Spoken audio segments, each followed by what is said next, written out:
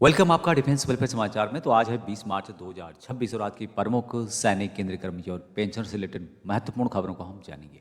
पहली खबर 8th पे कमीशन को लेकर के और कैशलेस मेडिकल 400 ईएल से लेकर के रिटायरमेंट तक स्टाफ साइड्स और संगठन की मीटिंग यहाँ पर हुई है और ये मांगे उनके द्वारा की गई है।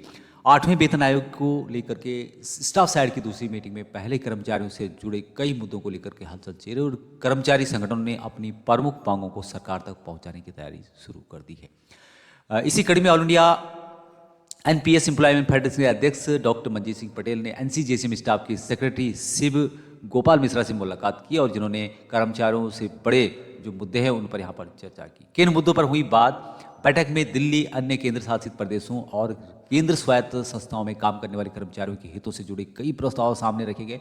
इनमें सबसे प्रमुख मांग थी 400 ईएल की, यानी कि जो अर्नड लीव इनकेसमेंट उसको 400 दिन की बात यहाँ पे की गई, यानी अर्जित जो अवकाश है इनकेसमेंट की बात यहाँ पे की गई है।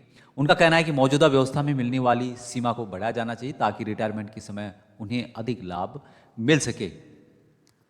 और यहाँ पर इसके संबंध में ट्वीट भी किया गया है। डॉक्टर मंजीत सिंह पटेल जो कि एनसीजेसीएम है, उन्होंने कहा कि कल JCM staff secretary Shri Shiv Gopal Mishra के साथ हमारे साथ AINPSEF के डेलीगेशन की एक महत्वपूर्ण बैठक हुई जिसमें हमने दिल्ली एवं अन्य केंद्र शासित प्रदेशों तथा सेंट्रल ऑटोनोमस बॉडीज के कर्मचारियों के लिए महत्वपूर्ण मुद्दों तथा 400 इनकेसमेंट 28 दिन स्पेशल परंपराओं के निर्वहन हेतु अवकाश की व्यवस्था, रिटायरमेंट पर CGSS का विकल्प, कैशलेस मेडिकल सुविधा, सर्कुलर या ऑर्डर की सीधी यूटी यानी यूनियन टेरिटरी को प्रतिवर्ष 14 CL और 30 EL, शिक्षकों को 65 वर्ष पर रिटायरमेंट आदि को लेकर के JCM के कॉमन मेमोरेंडम में शामिल करने के लिए चर्चा की। 8th पे कमीशन में उन मुद्दों पर JCM की तरफ से भी आवाज़ उठाई जा सके।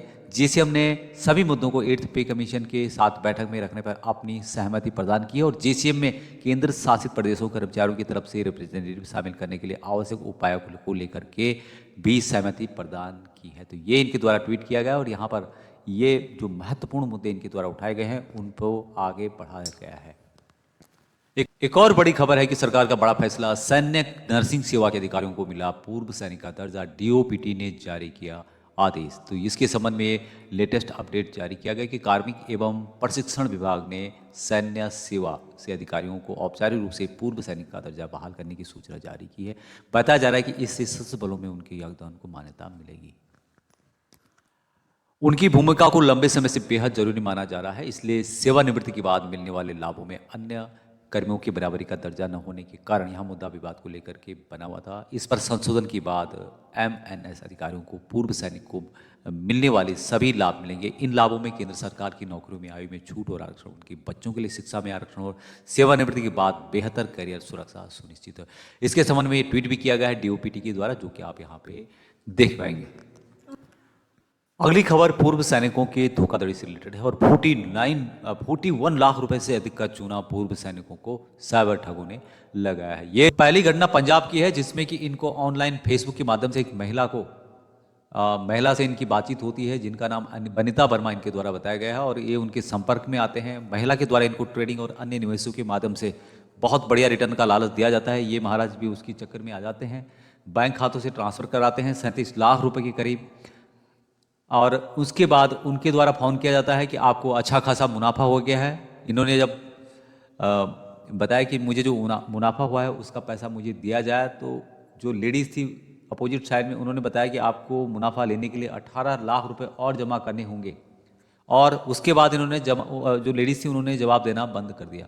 उसके बाद इनको महसूस हुआ कि ये धोखाधड़ी है और तब इन्होंने यहाँ पर इससे संबंधित जो पुलिस है उसमें अपनी FIR दर्ज की।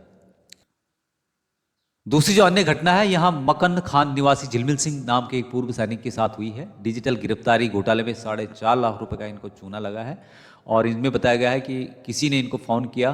DSP रैंक के अधिकारी के रूप में प्रस्तुत एक ऑनलाइन धोखेबाज ने इनको 2 मार्च को फ़ोन किया। दावा किया कि उनके बेटे को गुप्त दस्तावेज लीक करने के आरोप में हिरासत में लिया गया है। फ़ोन करने वाले ने बाद में बताया कि जांच के दौरान बेटे को निर्दोष पाया गया है, लेकिन उस पर 6.5 लाख रुपए का जुर्माना लगाया गया है। और यहाँ पर जो राशि जो 4.5 लाख रुपए है पश्चिम बंगाल के सिलीगुड़ी स्थित इंडियन ओवरसीज बैंक में जमा करने के बारे में इनको बताया गया और इन्होंने ये पैसे जमा भी कर दिए। बाद में एहसास हुआ कि ऑनलाइन धोखाधड़ी का ये शिकार हुए हैं और तब जाके इन्होंने यहाँ पे शिकायत की है। तो इस तरह की जो घटनाएं हैं उनसे पूर्व सैनिक, विशेषकर सैनिकों को बचना होगा, क्योंकि वही इनकी चाल में सबसे पहले आते हैं।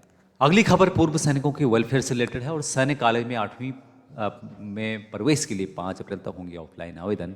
देहरादून स्थित राष्ट्रीय भारतीय सैन्य कॉलेज ने 8 जनवरी 2027 सत्र के लिए 8वीं कक्षा में प्रवेश के लिए आवेदन मांगे हैं और जिसके लिए राज्य के शिक्षा विभाग ने निर्देश जारी किया है।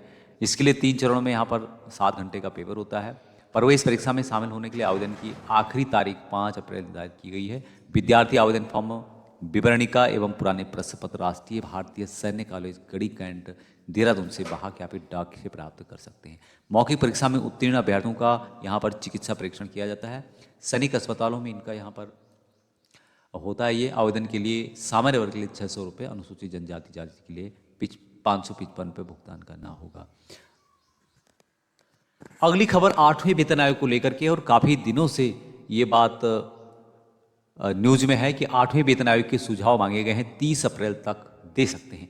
केंद्रीय कर्मचारियों के वेतन और भत्तों में संभावित संशोधन के लिए जो गठित 8वां वेतन आयोग है, इसमें कर्मचारी संगठन, जो भी संस्थाएं हैं और आम लोग हैं, अपना सुझाव के अनुसार सुझाव ज्ञापन मांगे गए हैं और आयोग की ओर से जारी सूचना के अनुसार वेतन, भत्तों और सेवा शर्तों से जुड़े 30 अप्रैल तक ऑनलाइन भेजे जा सकते हैं। केंद्र सरकार ने 3 नवंबर को न्यायमूर्ति रंजना देसाई की अध्यक्षता में आयोग का गठन किया था और आयोग की विचाराधीन विषयों पर सुझाव लेने के लिए 18 प्रश्नों की प्रश्नावली भी जारी की थी। इसके जवाब कर्मचारी संगठन, संस्थान और अन्य लोग 16 मार्च तक आयोग के जो पोर्टल है वहां पर दे सकते हैं।